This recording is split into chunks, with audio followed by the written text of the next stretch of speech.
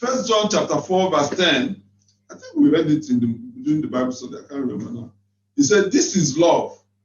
Not that we love God, but that God loved us and sent his son as an atoning sacrifice for our sins. He sent his son as an atoning sacrifice for our sins. So that is second one. The third one is to build a relationship with God. How do we build a relationship with God? Two cannot work together except they be agreed. And Jesus made us to understand in Matthew chapter 22, verse 37 to 40, he said, Jesus replied, love the Lord your God with all your heart. God has loved us. He has demonstrated his love by giving us his son, Jesus Christ. So you need to do something in response in order to build a relationship with him. If you don't have a relationship with him, then you are none of his. We need to make them to understand you need to build a relationship with God if you want to belong to him. Remember the story in about the 10 virgins. The 10 virgins, 5 of them were wise and 5 of them were foolish. The 5 of them came, when the master came, the 5 of them went with him. The other 5, what happened? When they came, the master said, I don't know you. They said, no, but we are virgins. He said, I don't, he didn't say they came late. He said, I don't know you. Even though they were virgins, he said, I don't know you. May God never tell any of us, I don't know you. I mean, that's the worst thing that somebody who goes to church will ever hear. He said, you don't have a relationship with me. I know that if they came late, he said, I don't know who you are. I've never seen you. I don't have any relationship with you.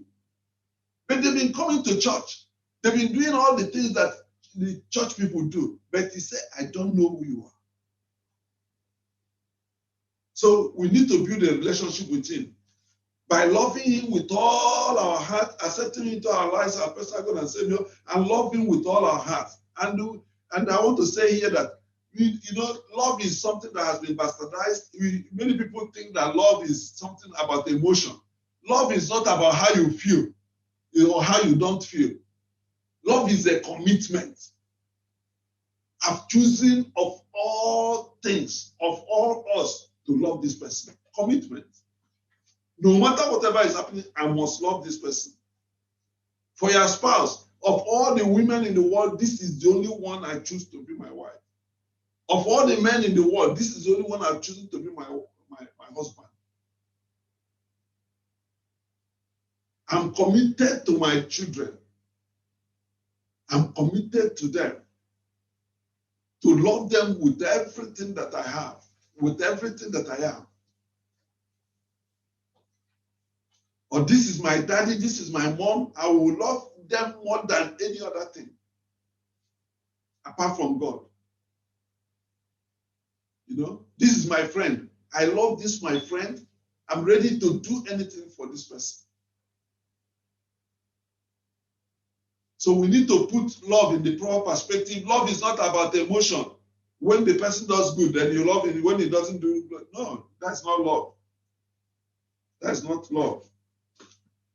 Amen. Are we together? Are we still here? Yeah. So looking at the passage we read in our text, he said, he makes me to lie down in green pastures. I want to take, he makes me to lie down. What does it mean to lie down? When you talk about lying down, can you imagine after they finish grazing, then you now bring them to green grass and make them to lie down? The place they are lying down is not dry grass, it's soft grass. It's a place of comfort. It's a place of safety. It's a place of relaxation. God wants us to have safety in him. God wants us to have relaxation in him.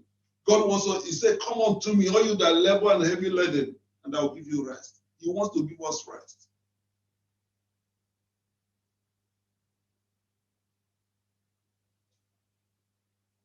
So what you do as our responsibility is that God wants to give them rest. God wants to give them relaxation. God wants to give them safety. But we have a role to play as church people. Because church people have been in the news for some time now about the kind of things they do. There are some behaviors that come from the church that will make some people, they say, oh, I don't want to be a Christian. I remember when we were when I was in secondary school, those people that call themselves Christian, that place, we hated them. The SU people, we hated them because, those of them that are functionaries, that are prefects, the unbelievers, if for instance you cross the field, maybe you have a reason to cross the field because it's easier for you to cross the field, and they stop you. You say, oh, please, I will not do it again. They may give you a knock on your head or something like that and just leave you. But if a SU person catches you, the maximum punishment, you must have it. So because of that, we say we will not. I told myself, I said, I will never be born again. Okay? And all that. Today we see, yesterday I had somebody on I will not mention the name of the church. He said in that church, he said they envy, they keep malice, they fight. So if you now ask that person to go to that church, will he go there? No. Once you mention the name of the church, it's out of the way. So why the Bible talks about people who refuse to go into the kingdom and will not allow people to go into the kingdom. It constitutes blockage. So our job is to make the person that God wants to give safety and realization, give him exactly what God wants them to give by our cooperation with what the Holy Spirit is saying, with what the Word of God is saying. So what we do here will go a long way to determine if they will stay or not. They want to see themselves being welcomed. They want to see, some excitement in the congregation. They want to see a congregation, where they will have a sense of being loved and valued. Because everybody goes to where he's celebrated. When I was in the campus, I had the word of God in the Catholic Church. The priest that preached that day was a charismatic Reverend Father. He preached and they made an altar call. We went to give our lives to Christ. Then after that, in my hostel, I have a friend who has been preaching to me. He wrote the sinner's prayer and dropped it. By the time I came back, I saw the note he dropped. He said, if I pray this prayer, that God will accept my prayer. I prayed that prayer. Then there was another person, and there was another crusade that happened in the campus. One in Nigeria at that time, I can't remember, I think they call him Major Henry or something like that. So he came to the campus to come and to hold a crusade. And he made an altar call. I went again to go and give my life to Christ. I gave my life about 3 times. Then after that, I made up my mind as a Catholic person. I said, I'm going to look for a place where I will grow, know more about this Bible. People where they will teach me the Bible. I entered into one fellowship in the campus. And after they preached, they made altar call. Because I felt I've given my life enough, I didn't come out. So as far as they're concerned, I was not a believer, even though I had hunger to know more about God. And what was more in this thing was I stopped coming. I wasn't coming anymore. And I didn't go there again. And they saw me, they looked at me as a truant, somebody who visited the church once, 1 or 2 times and refused to come. They said, brother, we don't see you again. What happened? I said, but did you look for me? I told them that. Okay. And after some time, I wasn't going again. Even though I have my relation, somebody from my town there. They are true Christians, proper believers. But the thing is that they don't understand what we are saying today. So let your attitude not make somebody not to come to church. When you are in a church congregation, make sure that you are contributing maximally to every convert, everybody in that church, not just convert, everybody in that church being able to enjoy the service, being able to have a sense of safety, have a sense of realization. Don't go and oppress somebody. One of my tenants was telling me, he said, this lady downstairs. He said, anybody that comes there, he will go and make life difficult for that person. You put this in here, you said, put it there. You put it there, he will say, put it there. He said, she will not stay in her room. She will just come and make life difficult for you. There are people like that. You must not be seen in the body of Christ. It must not be seen in the body of Christ. So, he says, he made them to lie down. Safety, comfort, realization, being valued, being, in a place of excitement. Everybody wants that place. Everybody wants that place. If they can find it in your church, they will be there.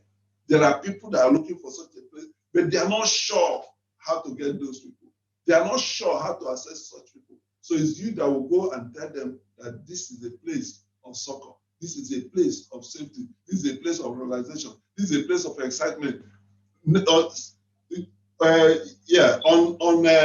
last Sunday, first Sunday of August, we are not going to hold our service in church.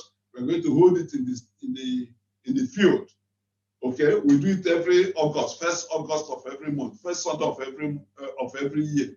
We hold our service in the field where everybody will carry all the church things there. We do sports, we do football, we do handball, we do sprinting, we do jumping, we do whatever is brought for us, we do it on that day in the field. And when we finish, we close in the field and we'll go, we eat and drink and all that. So it's coming to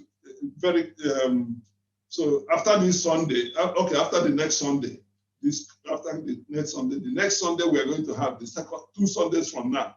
That is when it's going to happen. And I want to see everybody there.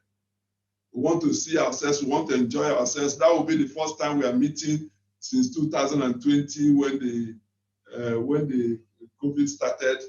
That will be a very good opportunity for us to see ourselves and enjoy ourselves together. So please, let everybody be praying towards it in Jesus' mighty name. We want to have a service, a church where there's excitement, where there is enjoyment, where there is safety, where there's a realization. Amen. Amen. The next one is, it says, he made them to lie down where? In the green pastures. What is the meaning of green pastures? This talks about freshness as against dryness. When somebody comes to church, does his needs, are his needs being met? The things that are being discussed, does it connect with current realities of his life? Does it relate with them? I've seen people who come to church and say, this person is, somebody called me one day, he said, the message you preached today is like you were talking to me. It's like you're talking to me. It's like you looked into my life and you were talking to me. As if somebody told you about me. I said, well, nobody told me about you. It's Holy Ghost that told you, because I take time to pray, to ask God to speak to individuals. Okay? So it will need you connecting with the Holy Spirit, to be able to operate in the word of knowledge, to mention individual issues. Okay? It doesn't come anyhow. Okay? It comes by walking with the Holy Spirit and the word of knowledge. You will be able to make this possible. I remember one time we went for fishing in Canada Water Station, and we were doing evangelism, and I was talking to one of the, he's not a fisherman, he's a fishing man. Okay, he's a fishing man, so the people that do fishing for game, just as hobby, not that is his business. So I say he's a fishing man, he's not a fisherman. Okay, a fisherman could be somebody who takes it as a profession. So as I was talking to him, he was not interested. He was looking at the hook and the line and the everything that is in the water.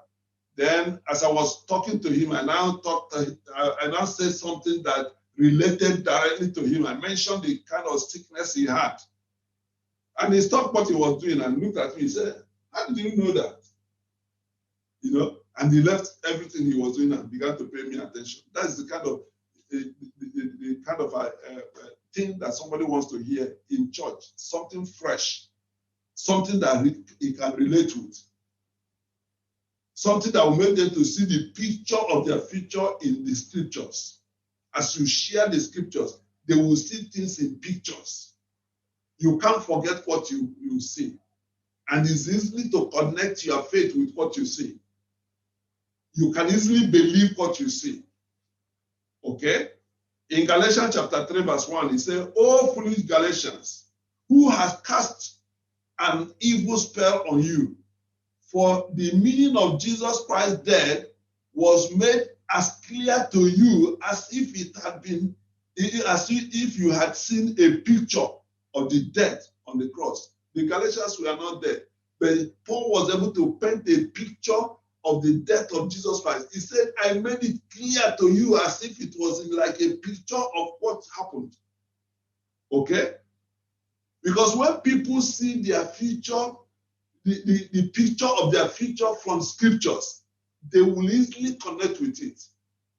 So our job as individual, as ministry, as a minister, as a preacher, whether you're going for evangelism, whether you are doing counseling, is to be able to present the picture of their future from the scriptures. They will relate with it. So you let there be freshness, not old, sour food. Nobody likes old food. People like food that is still fresh. Okay? Then another thing that happened in Hebrews chapter 5, 14 to 19, he said, for everyone that useth milk, that is I was trying to say that he apart from relating scriptures to their situation, that we have to understand the individual differences. People don't understand easily the same way. People's ability to grasp, to understand things is not the same. So you have to take note of that. Some people understand quickly. Some people are older Christians, they easily understand things. Some people are younger Christians and they struggle to understand it. So if you treat unequal people equally, that will be unfair. Okay? And so that is talking about in Hebrews chapter 5, 13 to 14. He says something like this. He said, for everyone that useth milk is unskillful in the word of righteousness, for he is a babe. But strong meat belongs to them that are of full age, even those who, by reason of usage, have their senses exercised to discern both good and bad. And in 1 Corinthians chapter 3, 1 and 2, he said, brothers and sisters, I could not address you as people who live by the Spirit, but as people who are still worldly, mere infants in Christ. I give you milk, not solid food, for you were not yet ready for it. Indeed, you are still not ready. Okay? And this was also made clearer in Genesis chapter 33, 12 to 14, when Esau went to meet Jacob as he was coming back, and after that he said, let's go together. Jacob said, no, my brother, my Lord. He said, no, I can't go with you. You need to just be going because, I have some young animals here and some little ones with me. If we drag them so much, they may die. So I want to move at the pace where they can cope with. Okay? I will see you at Seir, but let me just come along with these little ones. Okay? So he took note of, so we must take note of that everybody is not operating at the same level. So you'll be able to forgive them. You'll be able to understand them. If you now treat everybody the same way, that will be making a very big mistake. Amen. Amen. And so what we are saying today is that God wants the church to be a place of safety, a place of succor, a place of excitement, a place people that have been spoken evil, people make you to understand that you want nothing. In the church, they will make you to be valued. They will make you to have a sense of belonging. You'll be celebrated.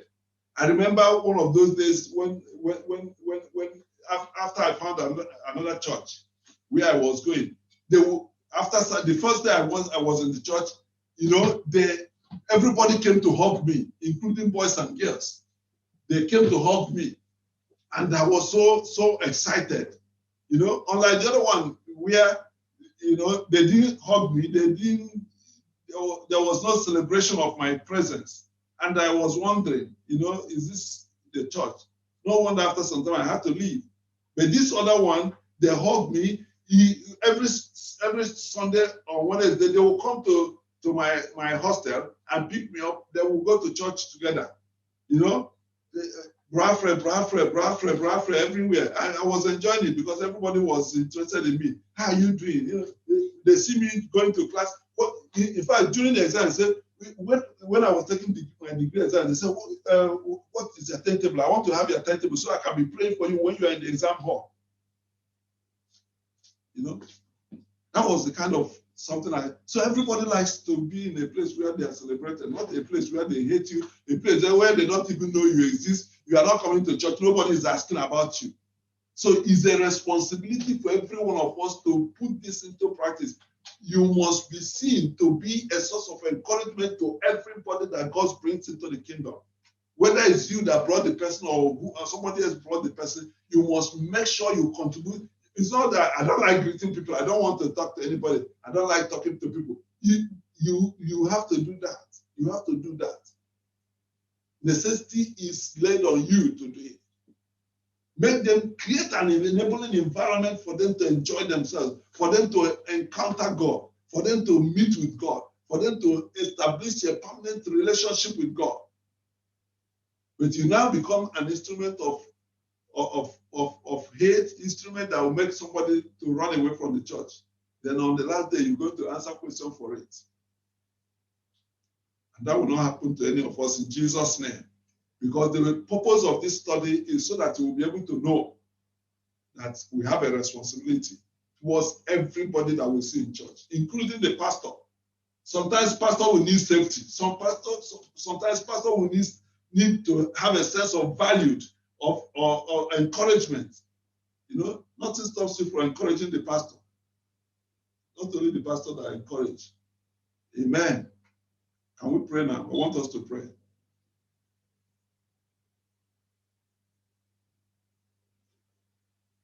Can we stand to our feet as we pray?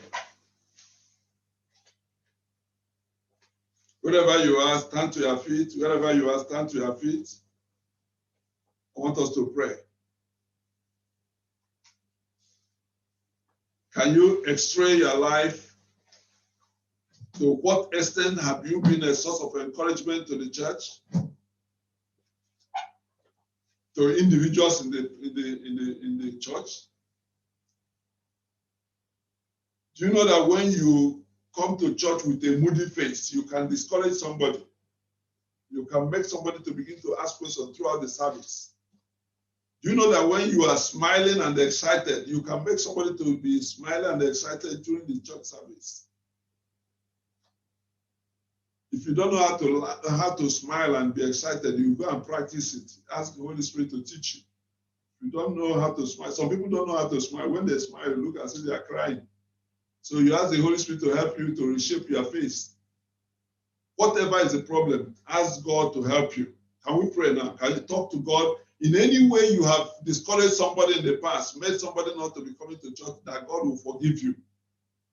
That God will forgive you, that you will not be an instrument that will chase people away, but you will be an instrument that will bring people.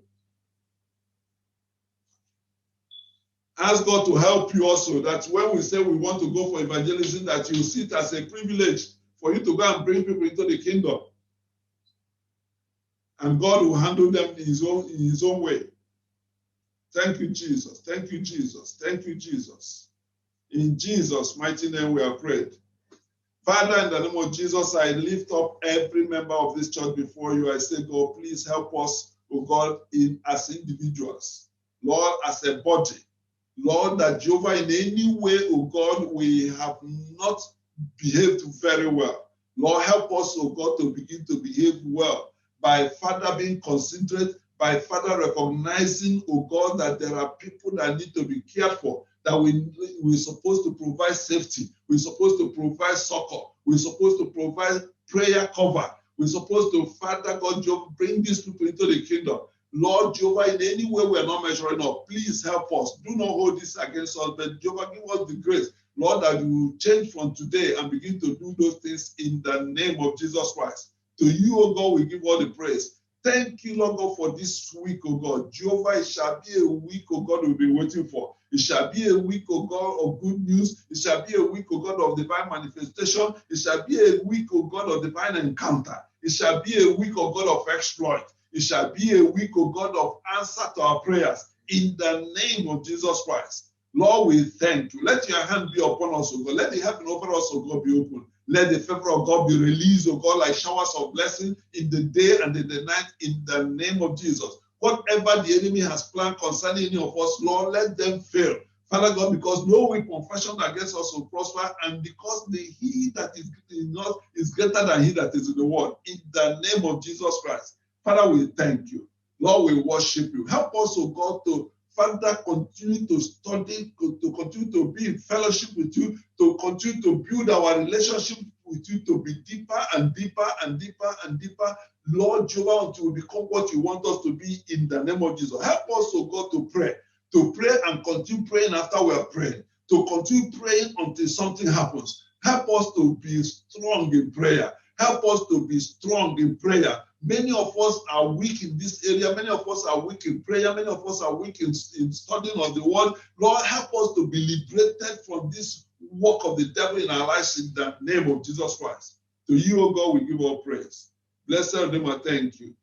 We redeem every day of this week with the blood of Jesus. We redeem every hour with the blood of Jesus. We redeem every minute, every second with the blood of Jesus. We cover our going out and coming in with the blood of Jesus. Lord, the evil of the day or evil of the night will not touch us in the name of Jesus Christ. No enchantment, no divination in the name of Jesus Christ. It shall be well with us in the day. It shall be well with us in the night. In Jesus' mighty name we are praying. Amen.